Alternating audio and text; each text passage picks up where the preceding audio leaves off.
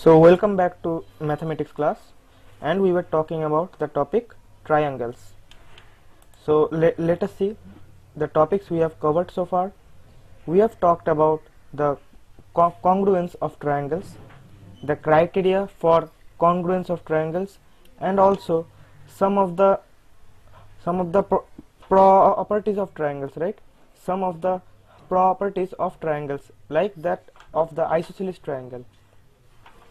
And now in this class we will look at some more criteria for congruence of triangles, and then finally we will look at some of the inequalities that exist in a triangle. So let us begin with the criteria that we are left with. So let us first look at the SSS criteria, which is nothing but the side criteria. And what does this tell? If three sides of one triangle are equal to the three sides of another triangle, then the two triangles are congruent, or the two triangles are exactly alike, right? Because if the three sides are exactly alike and in the same order, then obviously the two triangles must be exactly alike to each other, right? So for example, let us look at this figure, triangle ABC and triangle PQR. You can see the sides are in the order 3.5 centimeter, 4 centimeter, 4.5 centimeter for triangle ABC. Now let us look at triangle PQR. They are in the same order as well. If we start from side PQ, 3.5 centimeter, 4 centimeter and 4.5 centimeter, right?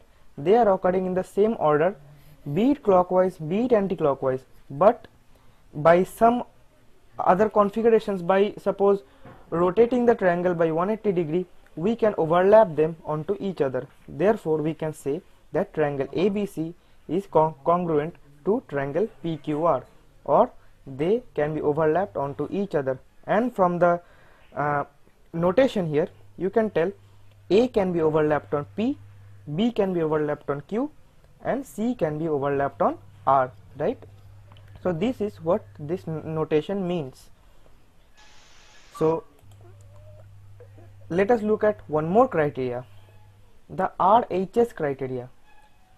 RHS criteria is similar to the side angle side criteria, because RHS stands for right angle, hypotenuse and side of a right angle. Obviously, of a right triangle, you consider the right angle,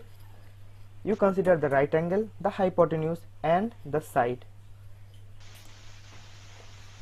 If in two right triangles the hypotenuse and one side of one triangle are equal to the hypotenuse and one side of the other triangle, then the two triangles are congruent, right? If we are seeing the angle which is 90 degree, one of the sides and the hypotenuse, if we are checking these three criteria for a right triangle, then if these three criteria are same for the other triangle, then the two triangles are exactly alike, or the two triangles are congruent to each other. So here is one example, triangle ABC. You can see angle B is a right angle, and we are considering one of the side which is BC. Here it is 4 centimeter, and the hypotenuse AC, which is 5 centimeter, right? Now for triangle PQR, we are looking at side QR, which is 4 centimeter, and side PR, which is 5 centimeter, right? Now you can see they are exactly alike, or they are just the mirror image of each other, right? So those two triangles must be congruent to each other, or they can be overlapped onto each other, right? If PQR triangle is flipped, you can see they can be easily overlapped on each other, or A can be overlapped on P, B can be overlapped on Q, C can be overlapped on R, right? You can see here angle B is 90 degree and here angle Q is 90 degree. So in the order of the notation, B occurs in between A and C and Q occurs between P and R, right? So we are following the same order in which the triangles can be overlapped onto each other, right? So let us use this criteria in a question. We have learnt about the SSS criteria, or the side criteria, and the RHS criteria, right? And RHS criteria, I think you have noticed that it is nothing but side angle side criteria, where one of the side is the hypotenuse and the angle is 90 degree, right? So let us apply this in the question. AB is a line segment. P and Q are points on the opposite sides of AB such that each of them is equidistant from the points A and B. You can see P is equidistant from A and B, or AP equals BP. Q is also equidistant from A and B, or AQ equal to BQ, right? Then we have to show that the line joining P and Q, or PQ, is the perpendicular bisector of AB, or in other words, we have to prove two things here. First, we have to prove that PQ is a bisector of AB, or PQ divides AB into two halves, and PQ is also perpendicular to AB, right? If a line has to be a perpendicular bisector of another line segment, then the line first must be a bisector, and also that bisector must be perpendicular, right? So let us see how to prove this using the rules we have learnt in our first class and this class. So you can see we are given this in words actually, and now we are writing this in the mathematical form. PA equals PB and QA equals QB, right? And see, they are marked in the following way also. PB and PA are marked with a single line, whereas AQ and BQ are marked with a double line, to show that to show that AP is not equal to AQ, but AP is only equal to PB, right?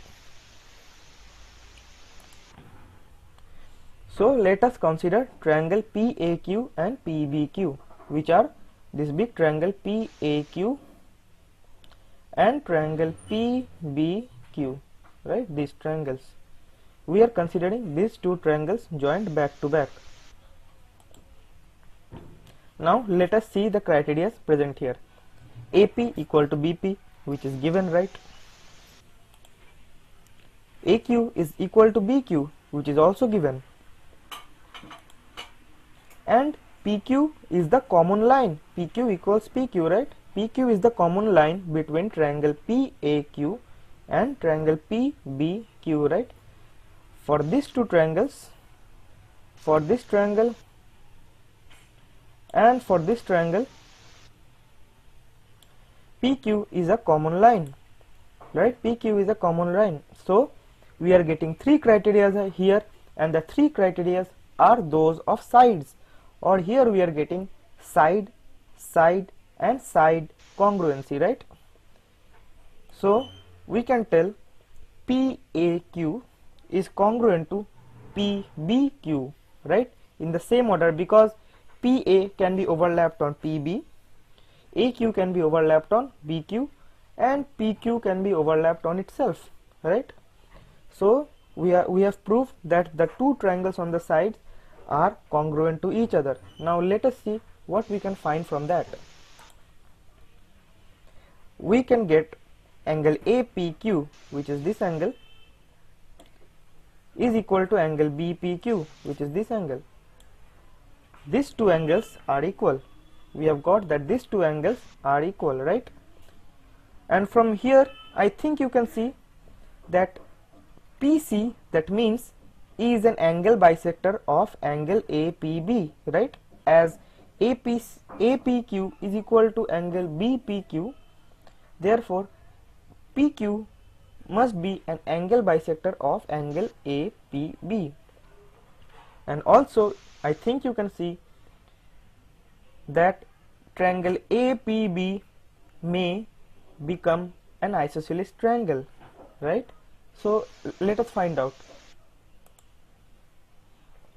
Now let us consider the two smaller triangles PAC and PBC, which are PAC is this one, PBC is this one, these small triangles. Let us check for these two triangles whether they are exactly alike or not. We are given that AP equals PB, and we have got the angle APC is equal to angle PBC, right? These two angles we have got equal from this proof, and PC is the common line segment, right? PC is the common side, so PC should be equal for both of them. So here you can see we are getting three criteria, which are side, angle and side, right? Side, angle and side. So, and you must notice here that the angle is not a right angle, so we are not using the law of RHS here. We are simply using the law of SAS, which is side, angle, side, right? So triangle PAC is congruent to triangle PBC, right, in this order, because PA can be overlapped on PB and so on. So this is, so we have proved the congruency of triangle PAC and PBC by SAS rule. So let us see what we can find from here. So therefore by CPCT we can get AC, which is this line segment, is equal to this line segment, right? AC is equal to BC, right? Therefore we have shown that PQ is actually the bisector of AB, right? PQ actually divides AB into two halves, which are AC and BC, and these two parts are equal, right? The bisected parts are equal. So from this we can tell that PQ is a bisector, but we have not proved one more criteria yet. We have to prove that PQ is also perpendicular. PQ is also perpendicular to the line segment AB, right? So let us see how we can get it. Also from CPCT you can get angle ACP, this angle is equal to BCP, which is this angle. These two angles are equal, right? Because the two triangles are exactly alike to each other, so the two corresponding angles should also be equal. Angle ACP is equal to angle BCP. Now you can also see that ACP and BCP are linear pairs, right?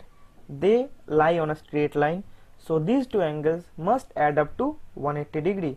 So we have shown here angle ACP and angle BCP should add up to 180 degree because they both lie on the straight line. But angle BCP was equal to angle ACP, right? Here we had got angle ACP was equal to angle BCP. So we replace angle BCP with ACP. So ultimately we get on the left hand side twice of ACP equals 180 degree, which shows us that angle ACP must be 90 degree, right? Angle ACP we have got as 90 degree, so we can tell angle BCP must also be 90 degree, right? Therefore if these two angles are 90 degree, we have shown that PQ is actually perpendicular to line segment AB, right? And thus we have proved that PQ is the perpendicular bisector of line segment AB, right? So what we have done, first we have checked the congruency criterion for the two bigger triangles PAQ and PBQ, and from there we have found the condition for the equality of angles, right? The equality of angles at the top, which are APC and BPC, right? We have found the equality for these two angles, and we use this equality to prove that triangle PAC is congruent to triangle PBC, right? So if these two triangles are congruent to each other by CPCT, we have got AC equal to BC, which shows us that PQ was a bisector of the line segment. And after that, when we apply the concept of linear pair angles, or angle ACP plus angle BCP is 180 degree, but as these two angles are equal, so one of the angles is half of 180 degree, so it is 90 degree. If one of the angle is 90 degree, then the other angle must also be 90 degree, and therefore PQ is perpendicular to AB, right? So we have proved two things. AC is the we have proved that PQ is the bisector of AB, and also PQ is a perpendicular bisector of AB. Let us move on. So let us start off with our next topic, inequalities in a triangle. In this topic, we will learn about unequal sides and unequal angles. When two triangles have unequal sides and unequal angles, or in a single triangle, if we have unequal sides and unequal angles, we can have, right, in a scalene triangle, suppose we have unequal sides. So if we have unequal sides and unequal angles, how can we relate these angles? How can we establish an inequality between these angles and the corresponding sides? For example, let us look at this isosceles triangle with two sides 5 cm and one side is of some other length which we not know now. Consider this angle which is shown here. And this side. Now closely observe what happens when I increase the side length. I have increased the side length. The length of this side I have increased, and you can see as an outcome what happened. This angle increased. This angle was less because this side was smaller. Now as the side increased, this angle also increased. Now if I increase that side further, what will happen? The angle will increase further, right? You can see two of the sides are kept constant. The third side has been increased, and as a result, the angle which is just opposite to the third side got increased, right? So from these diagrams, can we tell that if a side is longer, then the angle just opposite to it must also be greater, right? Because if one side is longer, to accommodate it, the angle must be greater, right? If the side here is small, the angle will be much smaller, right? And if the side is bigger, the angle will be much bigger. So from these diagrams, we can tell if two sides of a triangle are unequal, the angle opposite to the longer side is larger, right? If two sides of the triangle are unequal, we can always say that the longer side, the angle opposite to the longer side is the largest angle. And for example, you can take the case of right triangle. The angle opposite to the hypotenuse, which is the largest side in the right triangle, the angle opposite to it is the right angle only, right? It is 90 degree, and 90 degree is the largest angle in the right triangle, right?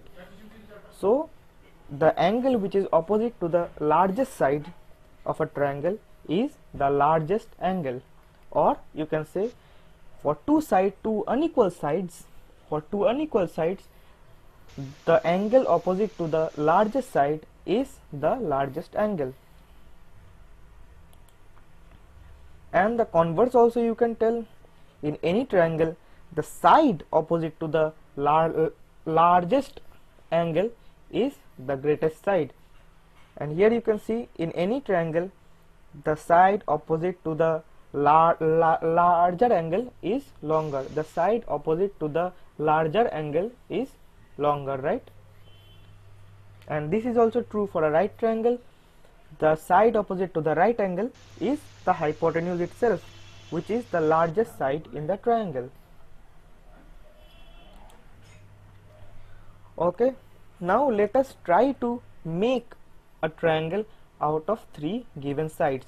Suppose we are given 3 sides like this, right? We are given a base and the 2 sides are vertically aligned, so that we can make them together and see whether they form a triangle or not.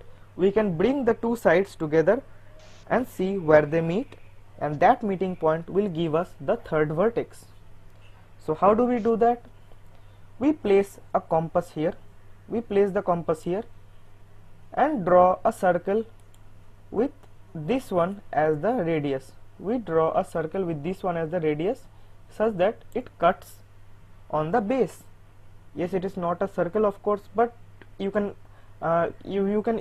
imagine. I think you can imagine how we are doing it. We are placing a compass at the vertex, one of the vertex given. We are measuring the corresponding side and drawing a circle such that it cuts off the same length on the base. And what we do, we again place a compass here. We are drawing one more circle, right? We are drawing one more circle, and this will be greater of course. So you can see, that means these 2 sides, if hinged at the vertex, they will move in the drawn line given, right? They will move in the direction of the line drawn. And for a better view, you can see here the lines are drawn as dotted lines. This shows the movement of the lines if its one point is hinged and the other point moves, right? The line moves in this fashion, so accordingly the dotted lines show the path followed by it.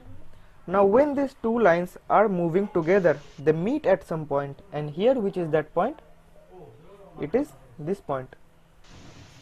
They meet at this point, right? So after meeting at this point, you can see we get a triangle, right? If the 2 lines meet, then this arm along with this arm and the base, these 3 arms form a triangle. You can see that here, and this is how we check whether the 3 given sides form a triangle or not. Let us see what are the conditions so that we can get a triangle. Let us try with different side lengths. Here we are given the base length is 10 centimeter, and one of the side lengths is 2 centimeter and the other is 5 centimeter, right? So let us bring them together and see where they meet, or whether they really form a triangle or not. And when we draw their paths with a compass, we see that they never meet. They never actually meet. So how will they form a triangle? They will never form a triangle, right? They will never form a triangle because the 2 sides never meet. So you can say sum of 2 sides is less than third side. Here, if the sum of 2 sides is less than third side, then we don't get a triangle. Here you can see the sum of 2 sides are 2 plus 5, which is 7.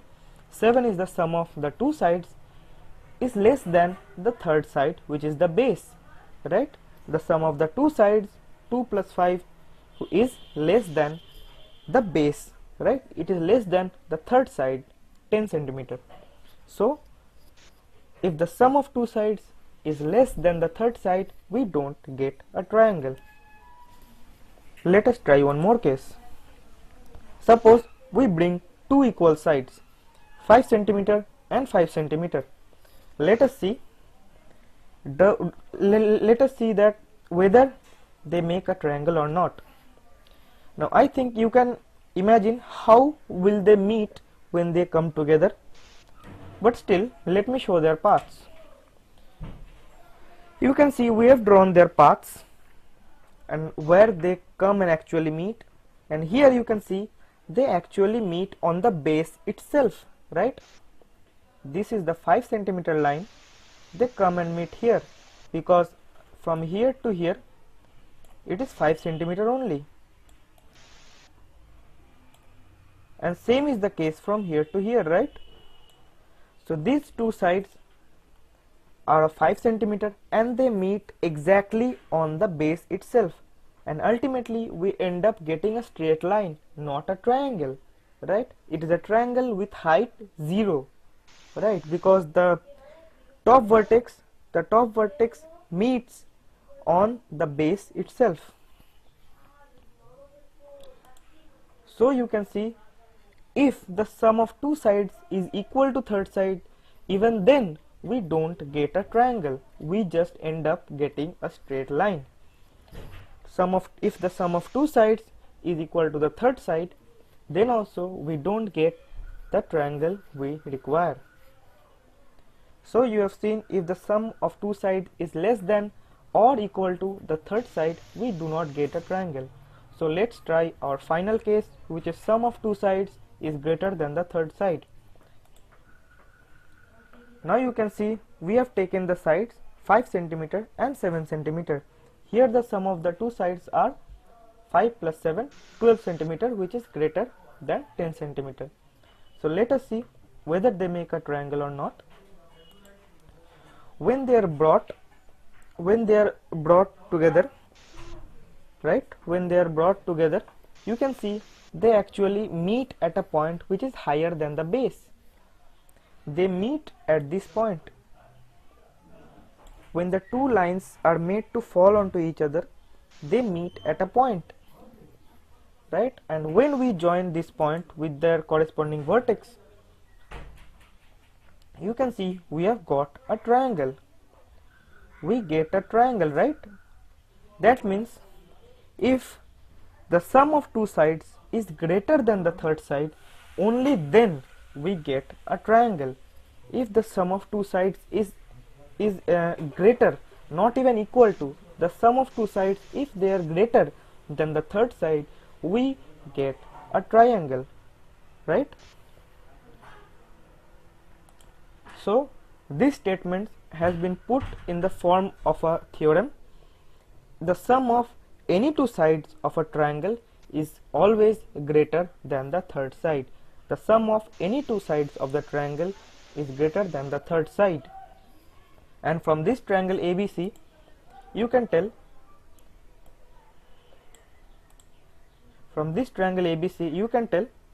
that AB plus BC is greater than CA. The sum of two sides is greater than the third side, and you can take any two pairs, any pair of the sides and add them up, and you can always see that their sum will be greater than the third side. You can take any pair of sides and add them up, and you can see that the sum is always greater than the third side. Like BC plus CA is always greater than AB, CA plus AB is always greater than BC, right? And these are all the pairs which we can find, right? So you can just remember this theorem: sum of any two sides of a triangle is always greater than the third side. So let us apply this rule to solve this question. If D is a point on the side BC of a triangle ABC such that AD equals AC, you can see here it is marked with a single line, show that AB is greater than AD. We have to show that AB is greater than AD. Let us see how to do that. Consider triangle ADC, which is this triangle, this smaller triangle ADC. Now you can see AD equals to AC, right? The two sides of the triangle are equal, which tells us that triangle ADC is an isosceles triangle, right? Triangle ADC is an isosceles triangle. That means their base angles must be equal, right? Their base angles, which are this angle and this angle, these two angles must be equal, and here we have shown that only. Angle ACD equals angle ADC. Angle ACD, this one, equals angle ADC, which is this one, right? So We have seen that AD equals AC and it is an isosceles triangle, therefore the base angles are equal. Let us see how do we proceed further. Angle ADC, which is this one, is exterior to triangle ABD, which is this one. You can see this angle ADC is an exterior angle for this triangle, right? ADC is an exterior angle for this triangle. So ADC must be equal to angle B plus this smaller part of angle A, right? Angle D must be the sum of the opposite interior angles, right? And if it is the sum of angle B plus something else, if it is the sum of angle B plus a smaller part of angle A, that means angle D must be greater than angle B, right? Angle D must be greater than angle B. Why? Because when B is added with something else, it becomes D. If B is added with something else, it becomes D. So D must be greater than angle B. So you can see angle ADC is therefore greater than angle ABD. Angle ADC is therefore greater than angle ABD, right? And what we have done, as angle ADC is equal to angle ACD, we have written ADC as ACD because they are both the same, right? We have done ADC, we have written ADC in terms of ACD because they are both same, and still the inequality holds. And then what we have done, angle ACD is nothing but angle ACB only, right? Because the line segment can be extended. ACD is equal to angle ACB, right? Because they both are the same angle. And ABD, which is this angle, ABD is the same as angle ABC, right? Because it shows us the same angle. ABD and ABC shows us the same angle. So we have written angle ACB greater than angle ABC. You can see this angle is greater. This angle is greater than this angle, right? This angle is smaller.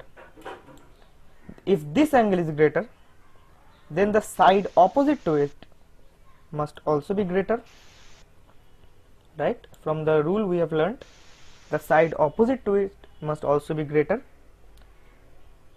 And from this one, from angle B, we can tell AC will be smaller side, right? AC will be a smaller side, right? So we have written just that AB is greater than AC, right? This was the greater side because this angle was greater. This was the smaller side because this angle was smaller. But also AC is equal to AD, right?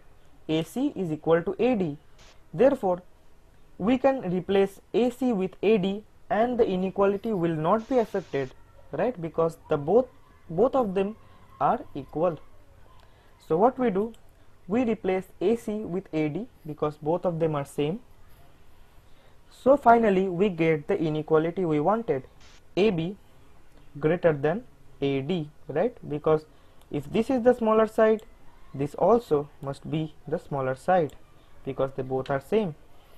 So AB is greater than AD. We have finally got the inequality we wanted. So this is how we apply the law of inequalities in a triangle.